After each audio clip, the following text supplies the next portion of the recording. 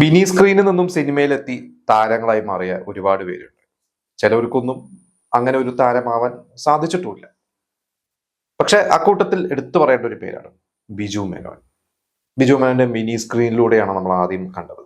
അത് കഴിഞ്ഞിട്ട് അദ്ദേഹം സിനിമയിലോട്ട് ആ മിനി സ്ക്രീനിൽ അദ്ദേഹം അഭിനയിച്ച ഒരു സീരിയൽ സിനിമയായപ്പോൾ അതിൽ അഭിനയിച്ചു.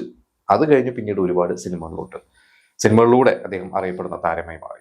അപ്പൊ തന്നെ ബിജു മേനോന്റെ സിനിമകളെ കുറിച്ചാണ് ഡിസ്കസ് ചെയ്യുന്നത്. അതായത് ബിജുവിന്റെ തുടക്കകാലത്തെ ആ ഒരു വർഷം 1995 എന്നൊരു വർഷം, ബിജു മേനോൻ എന്ന നടനെ പ്രേക്ഷകർ കണ്ടു തുടങ്ങിയ ആ ഒരു വർഷം, ആ ഒരു വർഷത്തെ ബിജു മേനോന്റെ തുടക്കകാലത്തെ സിനിമകളെ കുറിച്ചാണ് ഇന്ന് നമ്മൾ ചർച്ച ചെയ്യാൻ പോകുന്നത്.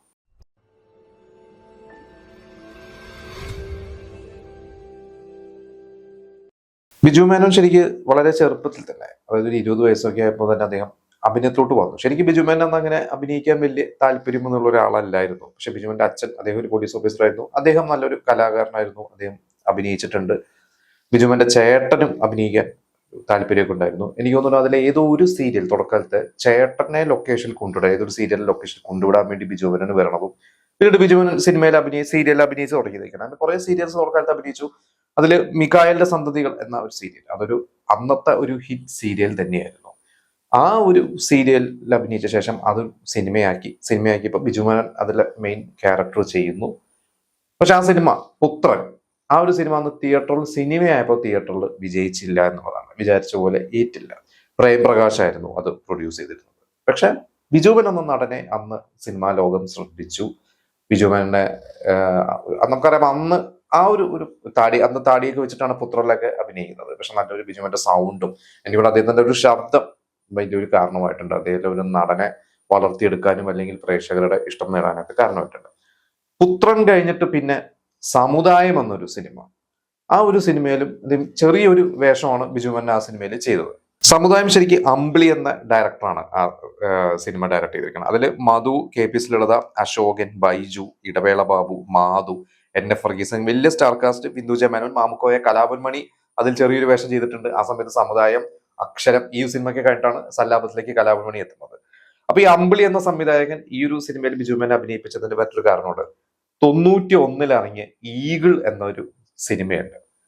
ആ ഒരു സിനിമയിൽ ചെറിയൊരു വേഷം, ഒരു ഹോട്ടലിലെ റിസപ്ഷനിസ്റ്റ് ആയിട്ടുണ്ട് ഒരു ചെറിയൊരു വേഷം ബിജു മേനോൻ അഭിനയിച്ചിട്ടുണ്ട്. അത് ഡയറക്ട് ചെയ്തത് അമ്പിളിയാണ്.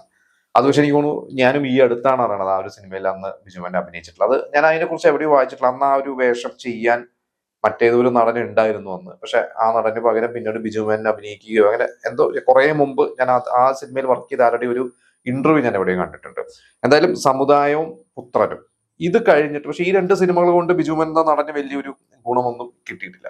പക്ഷെ ഇത് കഴിഞ്ഞ് ബിജു മേനോൻ കമ്മിറ്റ് ചെയ്തിട്ടുള്ള സിനിമ എന്ന് പറയുന്നത് മാനാർ മത്തായി സ്പീക്കിംഗ് ആണ്. എനിക്ക് തോന്നുന്നു മാനാർ മത്തായി ആണോ അതോ അതിനുശേഷം ഇറങ്ങിയ ഹൈവേ ആണോ, എനിക്ക് തോന്നുന്നു മാനാർ മത്തായി തന്നെയായിരിക്കും അന്ന് ബിജു മേനോൻ കമ്മിറ്റ് ചെയ്തത്. അപ്പൊ മാനാർ മത്തായിയുടെ ഒരു പോസ്റ്റർ ഈ അടുത്ത് പഴയ ഒരു അതിന്റെ അനൗൺസ്മെന്റ് വന്നിട്ടുണ്ട്. അത് നമ്മളൊരു എപ്പിസോഡ് ചെയ്തിട്ടുണ്ടായിരുന്നു. അന്ന് ആ മാനാർ മത്തായിലെ കുറെ സ്റ്റാർസിന്റെ അതിൽ കുറച്ച് അഭിനയിക്കുന്ന കുറച്ച് ആളുകളുടെ പേരുകൾ ഇട്ടിട്ടുണ്ട്. അതിലൊന്ന് നെടുമുടി വേണു, രഘുവരൻ, ശോഭന, ഇങ്ങനെ കുറെ സ്റ്റാർ കാസ്റ്റ് ഉണ്ട്. പല കൽപ്പന, ഇവരുടെ ഒക്കെ പേരുണ്ടായിരുന്നു. പക്ഷെ ഇവര് ആരും സിനിമയുടെ ഭാഗമായില്ല. ശോഭനയ്ക്ക് പകരമായിരിക്കാം പിന്നീട് ഭാനുകൃഷ്ണ തോന്നുന്നു, നെടുമുടിക്ക് പകരമായിരിക്കാം ജനാർദ്ദൻ അഭിനയിച്ചത്. പക്ഷെ രഘുവരൻ എനിക്ക് തോന്നുന്നു അതിൽ ആ ഒരു വില്ലൻ ക്യാരക്ടറാണ്. നമുക്കറിയാം, ഒരു കോട്ടൊക്കെ ഇട്ട് വരുന്ന ഒരു ബിസിനസ്മാൻ ആയിട്ടുള്ള ഒരു നെഗറ്റീവ് റോള്, അത് രഘുവരൻ ആയിരുന്നു അന്ന് അവർ ഉദ്ദേശിച്ചത്. പക്ഷെ രഘുവരന്റെ പകരം ആ റോള് ചെയ്തത് ബിജു മേനോനാണ്. ഇന്ന് നോക്കുമ്പോൾ ബിജു മേനോൻ അതൊരു വലിയൊരു ഹെവി റോളാണ്. വലിയൊരു ഭാഗ്യമാണ് ആ ഒരു സിനിമയിൽ ആ ഒരു വില്ലൻ വേഷം കിട്ടിയത്. ബിജു മേനോൻ അത് ഗംഭീരമായിട്ട് ചെയ്തു. ആ സിനിമ ഭയങ്കര ഹിറ്റായി. ആ 95 വിഷു സീസണാണ് ആദ്യത്തെ മാനാർ മത്തായി ഇറങ്ങുന്നത്. ബിജുവിന് ഭയങ്കരമായിട്ട് ഒരു ഗുണം ചെയ്തിട്ടുണ്ട് ആ സിനിമ. ഇത് കഴിഞ്ഞിട്ട് പിന്നെ ആ 95 മെയ്യിലാണ് ഇറങ്ങിയ സിനിമയാണ് ഹൈവേയിൽ ജയരാജ് എന്ന ഡയറക്ടർ സുരേഷ് ഗോപി വെച്ച് ചെയ്യുന്ന വലിയൊരു ബിഗ് ബഡ്ജറ്റ് സിനിമയാണ്. ഭാനുപ്രിയ നായിക. നമുക്കറിയാം, ഹൈവേ ഒരു ഗംഭീര സിനിമയാണത്. ഹൈവേയിൽ ബിജു മേനോൻ നല്ലൊരു ക്യാരക്ടറാണ്. അത് സുരേഷ് ഗോപിയുടെ ഒരു റൈറ്റ് ഹാൻഡ് ആയിട്ടുള്ള ഒരു ക്യാരക്ടറാണ്. എനിക്ക് തോന്നുന്നു ആ സിനിമയിൽ അഭിനയിക്കുക ബിജുവിന്റെ ഈ പറഞ്ഞ നാലാമത്തെ സിനിമയാണത് ശരിക്കും. പക്ഷെ ആ സിനിമയിൽ ബിജുമേനെ ഭയങ്കര ഏറ്റവും ജൂനിയർ ആണ് ആ ഒരു സിനിമയിൽ. ബിജുമേനെ തന്നെ പറഞ്ഞു, ഞാൻ ആദ്യം വന്നു കഴിഞ്ഞപ്പോൾ സുരേഷ് ഗോപിനെ പരിചയപ്പെടാനും അടുത്ത് പോയി ഇരിക്കാനൊക്കെ ഒരു ഇതുണ്ടായിരുന്നു. പക്ഷെ പിന്നെ സുരേഷ് ഗോപി വളരെ ചേർത്ത് നിർത്തിയിരിക്കുന്നത്. പിന്നീട് നമുക്കറിയാം, സുരേഷ് ഗോപിയുടെ FIR പോലത്തെ സിനിമയിലൊക്കെ ഗംഭീരമായിട്ടുള്ള, പത്രം പോലത്തെ സിനിമകളൊക്കെ സുരേഷ് ഗോപി അതിഗംഭീരമായിട്ട് ബിജുമേനെ അതിഗംഭീരമായിട്ട് ചെയ്തിട്ടുണ്ട്. എന്റെ ഫേവറേറ്റ് പത്രവും അതുപോലെ തന്നെ രണ്ടാം ഭാവമാണ്. രണ്ടാം ഭാവം ഗംഭീരമായിട്ടാണ് ബിജുമേനൻ ചെയ്തിട്ടുള്ളത്. സുരേഷ് ഗോപിയുടെ കൂടെയുള്ള ഒരു അല്ലെങ്കിൽ സുരേഷ് ഗോപി കോംബോ, ബിജു മേനോൻ കോംബോയിൽ എൻ്റെ ഫേവറേറ്റ് സിനിമയാണ്. അങ്ങനെ ഹൈവേയും സുരേഷ് ഗോപിക്ക് ഭയങ്കരമായിട്ട് ഗുണം ചെയ്തു, അല്ല ബിജു മേനോന് ഗുണം ചെയ്തു. ഹൈവേ അന്ന് തെലുങ്കിൽ ഡബ് ചെയ്ത് ഇറങ്ങി തെലുങ്കിൽ ഭയങ്കരമായിട്ട് ഹിറ്റ് ആയിട്ടുള്ള സിനിമയായിരുന്നു. എനിക്ക് തോന്നുന്നു ഹൈവേ ആണ് ആദ്യമായിട്ട് അവിടെ സുരേഷ് ഗോപി തെലുങ്കിൽ ബ്ലോക്ക് ബസ്റ്റർ ആയത്.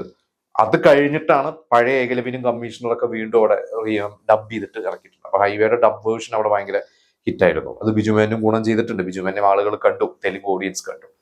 പിന്നെ ബിജു മേനോൻ ചെയ്ത സിനിമ ആദ്യത്തെ കൺമണിയും കർമ്മ, ഈ 2 സിനിമകളാണ് ആ വർഷം ബിജു മേനോൻ റിലീസ് ആയത്. ഇതിൽ ആദ്യത്തെ കൺമണി രാജസേനൻ ജയറാം ഹിറ്റ് കോംബോ. അതിൽ ശരിക്കും പറഞ്ഞാൽ 2 ഹീറോസ് എന്ന് വേണമെങ്കിൽ പറയാം. കാരണം ബിജു മേനോന്റെ ക്യാരക്ടർ ഇല്ലാതെ ആ സിനിമയില്ല. ജയറാമാണ് നായകനെങ്കിലും ആ ഒരു കുട്ടി, ജയറാമിന്റെ കുട്ടി എന്ന് പറയുന്നത് ബിജു മേനോന്റെ, നമുക്കറിയാം കുട്ടിയെ മാറ്റുന്നതാണ്. പക്ഷെ ഈക്വൽ ഇമ്പോർട്ടൻസ് ത്രൂ ഔട്ട് നമുക്കൊരു സൈഡ് റോൾ എന്ന് പോലും പറയാൻ പറ്റില്ല. ഒരു ഈക്വൽ ഇമ്പോർട്ടൻസ് ആയിട്ടുള്ള റോളാണ് ബിജു മേനോന് കിട്ടിയത്. അത് ബിജു മേനോന് വലിയൊരു ഭാഗ്യമാണ്. രാജസേനൻ ബിജു മേനോനെ കൊണ്ടന്ന് ഹ്യൂമർ ചെയ്യിപ്പിച്ചു. രാജസേനൻ ബിജു മേനോൻ കോൺഫിഡൻസ് ഇല്ലായിരുന്നു, പക്ഷെ ചെയ്യിപ്പിച്ചു. അത് കഴിഞ്ഞിട്ട് പിന്നീട് രാജസേനൻ സത്യഭാമിക്കൊരു പ്രേമലേഖൻ, ആ ഒരു സിനിമയും ബിജു മേനോൻ നായകനാക്കി. അത് വിജയിച്ചില്ല. പക്ഷെ പിന്നെ നമുക്കറിയാം ബിജു മേനോൻ എവിടെയും എത്തി. പിന്നീട് ഓർഡിനറി പോലത്തെ സിനിമകളിലൂടെയൊക്കെ ഹ്യൂമർ കുറെ കാലം കഴിഞ്ഞ് അതിഗംഭീരമായിട്ട് ഹ്യൂമർ ചെയ്യുന്ന ഒരു നടനായിട്ട് മാറി. എന്തായാലും ആദ്യത്തെ കൺമണിയും അന്ന് ബിജു മേനോന് ഭയങ്കരമായിട്ട് ഗുണം ചെയ്ത ഒരു രാജസേനൻ ജയറാം സിനിമയിൽ അഭിനയിക്കുക എന്ന് പറയുന്നത് അന്ന് പലവരുടെ ഭാഗ്യമാണ്. അന്ന് ഇത് കഴിഞ്ഞിട്ടാണ് ദിലീപ്, സ്വപ്നലത, ബാലഭാസ്കരനൊക്കെ ചെറിയൊരു ആ ഒരു വേഷമാണെങ്കിൽ പോലും ഓടിച്ചെന്ന് ദിലീപ് ചെയ്തു എന്ന് ദിലീപ് തന്നെ പറയാറുണ്ട്. എന്തായാലും ആദ്യത്തെ കൺമണി അന്ന് ഭയങ്കരമായിട്ട് ഗുണം ചെയ്ത ഒരു സിനിമയാണ്. പിന്നെ മറ്റൊരു സിനിമ കർമ്മ എന്നൊരു സിനിമ, അത് ജോമോൻ ഡയറക്ട് ചെയ്തിട്ട സിനിമയാണ്, സുരേഷ് ഗോപി. കർമ്മ അന്ന് വിജയിച്ച ഒരു സിനിമയല്ല കർമ്മ, പക്ഷെ അത് ഒരു രസമുള്ള ഒരു സിനിമയാണ്. അതിൽ ബിജു മേനോൻ അനിയനായിട്ടുള്ള ഒരു ക്യാരക്ടറാണ്. എനിക്ക് സത്യം പറഞ്ഞാൽ അന്ന് ഈ പറഞ്ഞ എല്ലാ സിനിമയും ഞാൻ തിയേറ്ററിൽ പോയിട്ട് കണ്ടിട്ടുണ്ട്. അതിൽ പുത്രനോ സമുദായവും കണ്ടിട്ടില്ല. മാനാമത്തായി തൃശ്ശൂർ ജോസ് തിയേറ്റർ കണ്ടിട്ടുണ്ട്. ഇതിൽ ആദ്യത്തെ കൺമണി ജോസ് തിയേറ്റർ കണ്ടിട്ടുണ്ട്. കർമ്മ ഫസ്റ്റ് ഡേ ആണ് പോണത്. അന്ന് മമ്മൂട്ടിയുടെ ഒരു അഭിഭാഷകന്റെ കേസ് ഡയറി എന്ന സിനിമ അന്ന് തിയേറ്ററിൽ ഇറങ്ങി.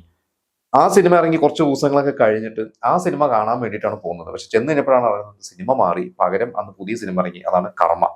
അങ്ങനെയാണ് കർമ്മ അന്ന് തിയേറ്ററിൽ പോയി. അന്ന് നമുക്ക് ഇന്നത്തെ പോലെ ബുക്ക് മൈ ഷോ ഒന്നും ഇല്ലാത്തതുകൊണ്ട് പേപ്പറിൽ കാണും, പോവും. പക്ഷെ അവിടെ എത്തുമ്പോഴായിരിക്കും പല സിനിമയും മാറി എന്ന് പറയുന്നത്. പേപ്പറിൽ ചിലപ്പോൾ അത് അപ്ഡേറ്റ് ചെയ്തിട്ടുണ്ടാവില്ല ഇന്നത്തെ സിനിമ എന്ന് പറഞ്ഞ കൂട്ടത്തില്.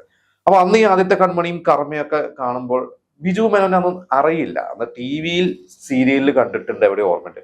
എനിക്ക് ആ നടന്റെ പേര് അറിയില്ല, ഏതാണ് ആ നടന്നു പോലും അറിയില്ല. അപ്പൊ അന്നൊരു പുതിയൊരു നടനെ കാണുന്ന പോലെയാണ് ഞാൻ അന്ന് തിയേറ്ററിൽ ഇരുന്നൊക്കെ അന്ന് കാണുന്നത്. അന്ന് ഒരു 5-ലും 6-ലൊക്കെ പഠിക്കുന്ന ഒരു പ്രായമാണ്. എന്തായാലും ബിജു മേനോന് ഈ സിനിമകളെല്ലാം ഒരു തരത്തിലെങ്കിലും മറ്റൊരു തരത്തിൽ ബിജു മേനോൻ വളരെയധികം ഗുണം ചെയ്തിട്ടുണ്ട്. കാരണം ഈ ഒരു സിനിമകൾ, ഇതിൽ മാനാമത്തായി, ആദ്യത്തെ കൺമണി, ഇതിന്റെ ഒക്കെ ഒരു വിജയം പിന്നീട് അങ്ങോട്ട് ബിജു മേനോന്റെ എനിക്ക് ഒരിക്കലും ബിജു മേനോൻ തിരിഞ്ഞു നോക്കേണ്ടി വന്നിട്ടില്ല. ബിജു മേനോൻ ഒരു ഡൗൺഫോൾ ഉണ്ടായിട്ടുണ്ട് കുറെ കഴിഞ്ഞപ്പോൾ, പക്ഷെ അദ്ദേഹത്തിന് ഒരിക്കലും അങ്ങനെ സിനിമ ഇല്ലാത്തൊരു അവസരങ്ങളോ ഒന്നും വന്നിട്ടില്ല. ആ ഒരു കാലഘട്ടത്തിൽ ശരിക്ക് എനിക്കൊന്ന് ദിലീപിനെക്കാട്ടും ഒരു പൊടിക്ക് മുകളിലായിരുന്നു അന്ന് ബിജു മേനോന്റെ സ്ഥാനം ആ ഒരു സമയത്ത്. പിന്നീട് ദിലീപ് 96 എത്തിക്കഴിയുമ്പോൾ ദിലീപും കയറി വന്നു. പക്ഷെ 95 എന്നൊരു വർഷം ഒരു ഹീറോ വളർന്നു വരുന്നു എന്ന രീതിയിലായിരുന്നു അന്ന് മാഗസീൻസ് ഒക്കെ റിപ്പോർട്ട് ചെയ്തിരുന്നത്.